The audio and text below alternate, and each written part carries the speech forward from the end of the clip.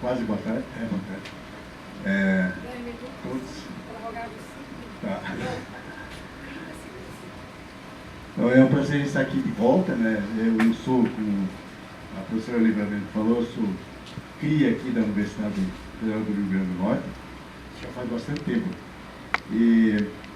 Mas eu fui professor eu fui aluno da professora Livramento, mas eu cheguei muito tarde no ensino superior. Eu estava para além dos 30 bastante, era motorista de táxi aqui em Natal, na época, né? Foi uma experiência bastante boa, são lembranças boas que eu tenho.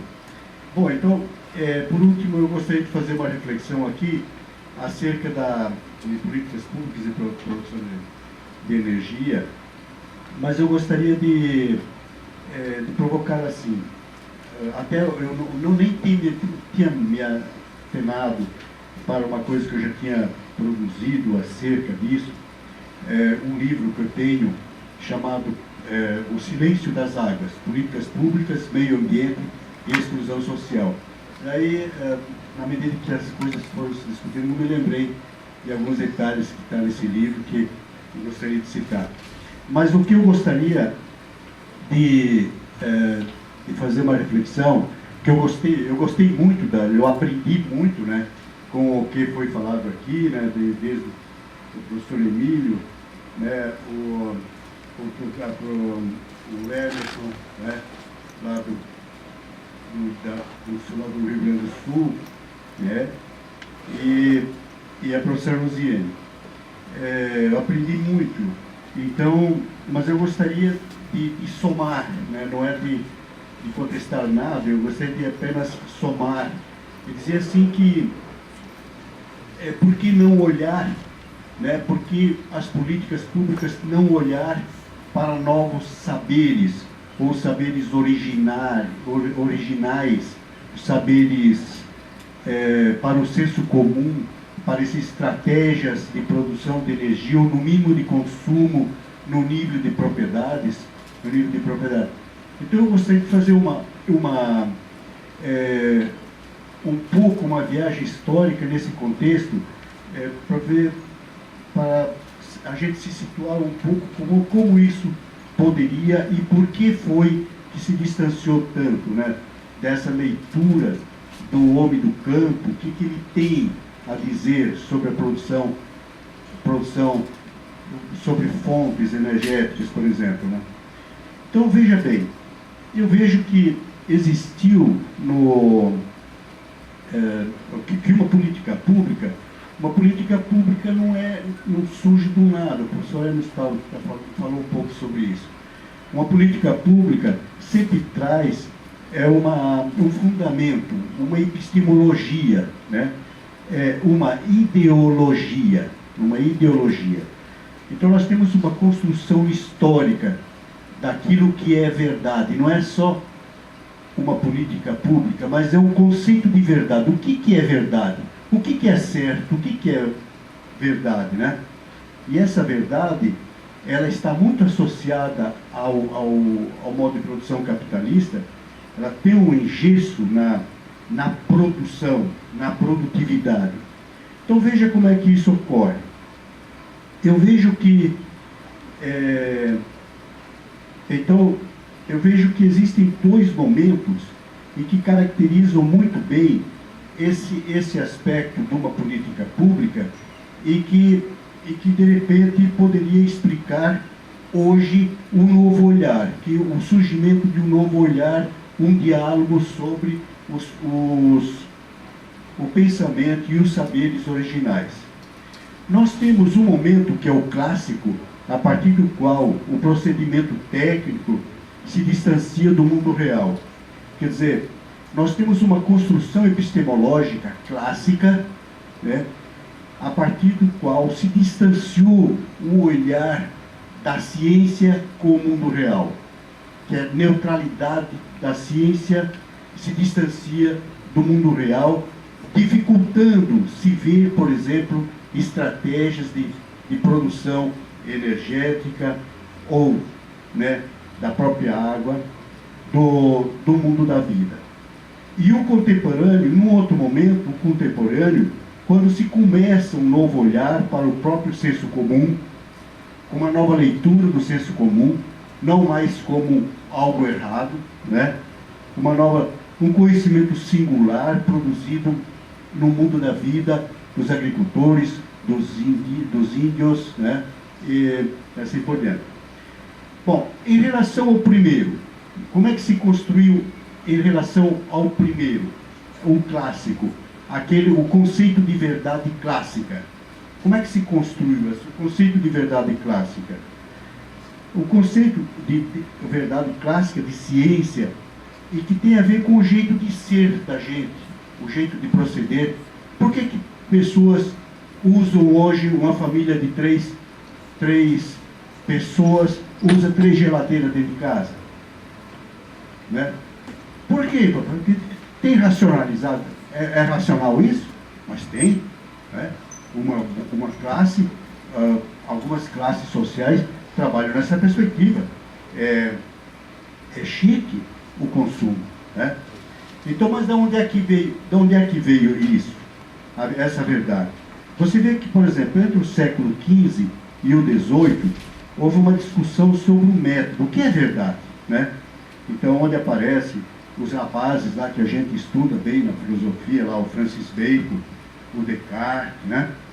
E depois a própria pesquisa colocada em prática, esses preceitos de verdade, de ciência, de cientificidade, dialogado por Bacon e Descartes, o Galileu coloca em prática isso com o método da observação, né? Neste momento lá, instituiu-se como parâmetro de verdade o homogêneo. Não existe diferentes verdades, existe uma só, né? Os parâmetros de verdade. Não existe uma verdade ocidental, uma oriental, ou dos índios. Tem que ter parâmetros homogêneos. A verdade é uma só. A partir da experiência das ciências da natureza, né? A homogeneidade dos parâmetros de verdade e a matematização aparece naquele momento. A verdade se mensura. A verdade, ela só é verdade a partir de quando se pode matematizar, né? Então, no segundo momento, desse período de construção da verdade clássica, o segundo momento, depois eu vou dizer o que isso significa em relação à produção de energia. No segundo momento, no século XVIII, apareceu um livro muito interessante do Marquês de Condorcet, lá da França, chamava-se O Esboço Histórico do Progresso do Espírito Humano, onde ele implementou a utilização de parâmetro de verdade em cima de alguns preceitos bem concretos. A mensuração, a neutralidade, né? Que ele dizia assim: verdade, ciência não pode se distanciar, aliás, não pode se misturar, para ter que ter neutralidade, não pode se misturar do mundo da vida, da religião, da crença, né? Então ali se instituiu um parâmetro de verdade, de ciência, o que é ciência, que se distanciava do mundo da vida, das crenças, da religião, do senso comum, né? E poderia ser mensurado. Nesse momento, a técnica, ela passa a ter uma importância bastante grande, como um sinônimo de dominação. A técnica passa a ter um sinônimo de dominação ali. Então, por isso que nós tivemos com tantos anos, tantas décadas, especialmente no Brasil, e ainda temos o domínio da técnica sobre a natureza, né? Especialmente na produção agrícola, que é a verdade. Essa é tido como verdade, né? O domínio da técnica sobre a natureza. Então, a grande dificuldade hoje é se dizer, mas por que não se usa uma outra técnica além do insumo, né? Mas daí se parte para a questão do prejuízo, a questão do lucro. Então, naquele momento, no século XVIII, se institui a técnica como meio de produção de capital e produção da verdade, como naquele momento. Então, o que acontece? A partir desses dois momentos que eu citei, o primeiro lá em cima, no século XV, XVI até o XVIII, e esse livro do Condorcet, ele foi cabeceira, ele foi um clássico que influenciou Augusto Comte na elaboração da filosofia positiva, que, a partir da produção do Comte, da filosofia positiva, se instituiu as regras de verdade para a institucionalidade. A institucionalidade do quê? O que estou falando de institucionalidade? O conjunto de regras, normas, verdades das instituições que nós temos hoje, que é a escola, né? O poder público, o Estado, é toda calcada em cima desse conceito, e ainda é, né? Tendo para se dizer que existe uma verdade é preciso se medir, né? O procedimento técnico, a funcionalidade, né? A escola, em última análise, ela tem que apresentar a capacidade de fazer com que as pessoas se apresentem funcionais, né?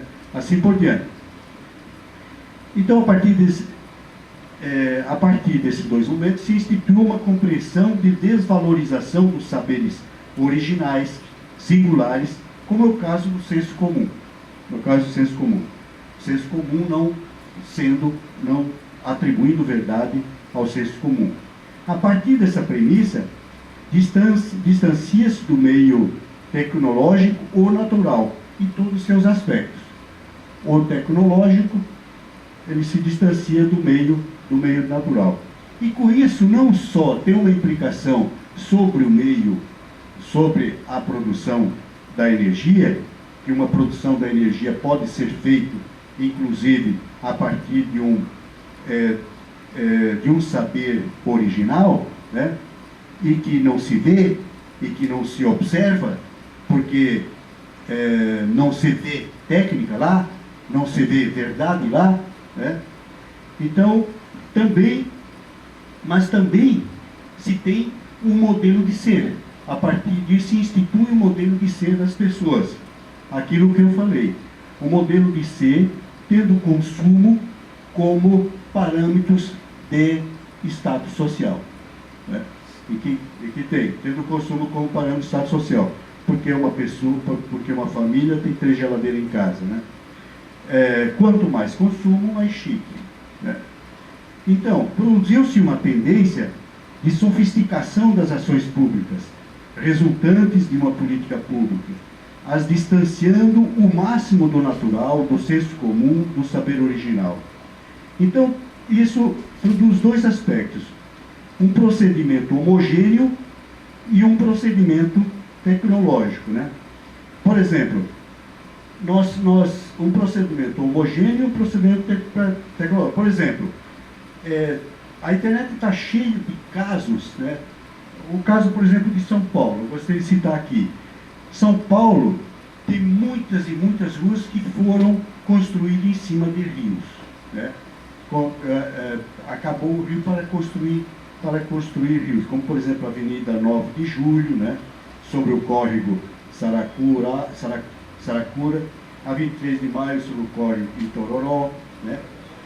E você vê que tem uma coisa interessante aqui nesses dados.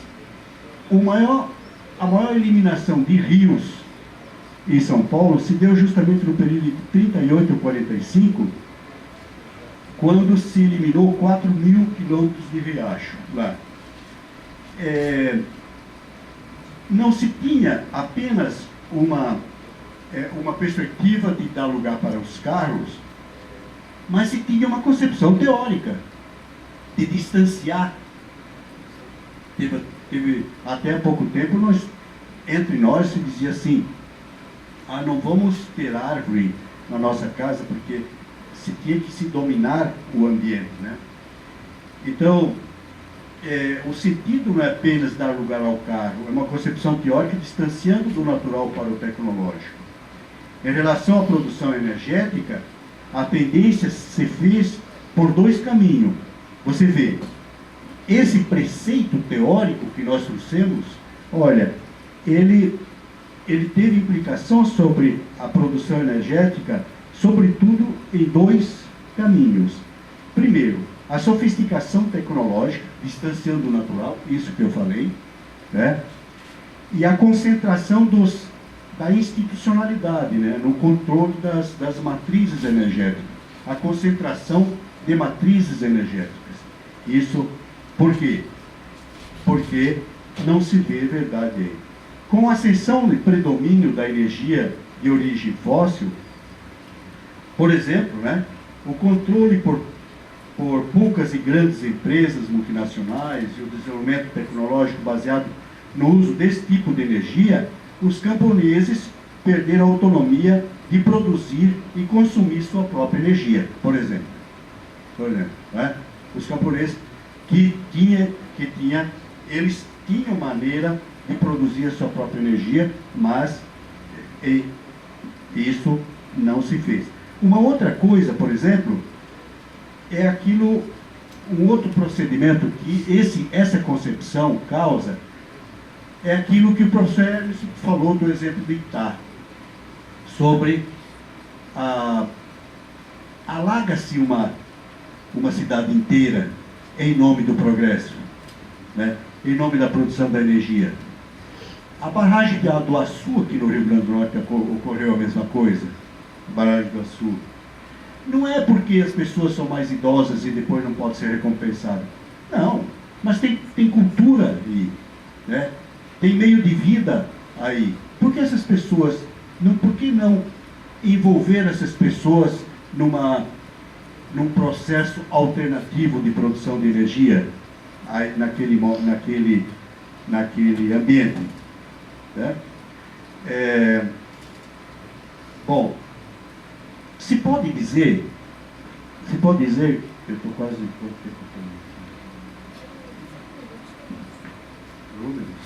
Então, mas se pode dizer que a partir de 1970,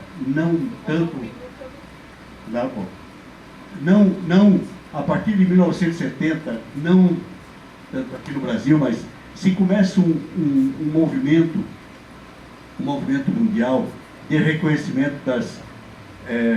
das originalidades, dos novos saberes, né? Saberes insurgentes aparecem, né?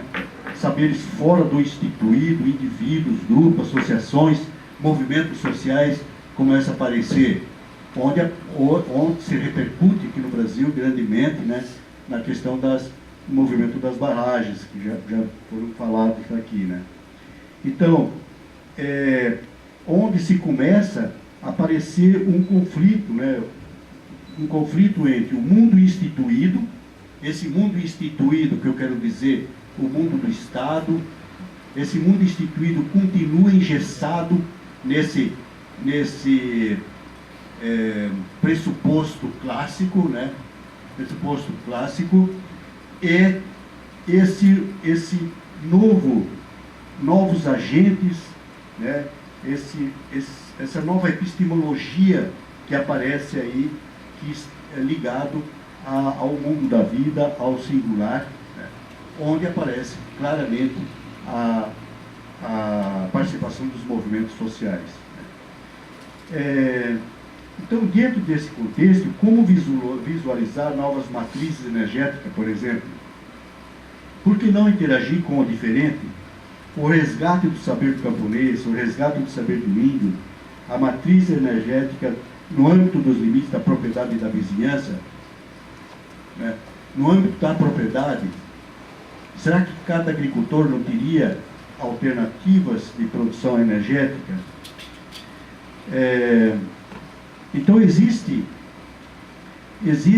no mundo uma vontade, já existe uma predisposição em relação a isso. Eu acho que teria que o mundo instituído, como é o caso da instituição pública, do Estado teria que olhar, se construir um novo olhar para esse horizonte, né?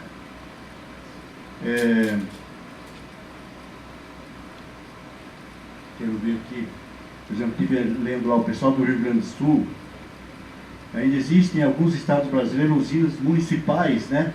Por exemplo, no Rio Grande do Sul,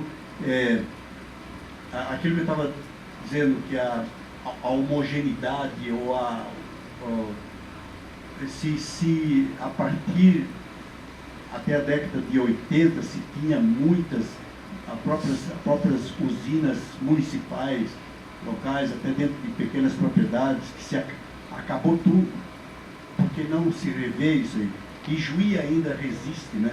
Como se em Juí, no Rio Grande do Sul, se tem ainda uma usina municipal, né? Por que não se rever esse tipo de alternativa, né?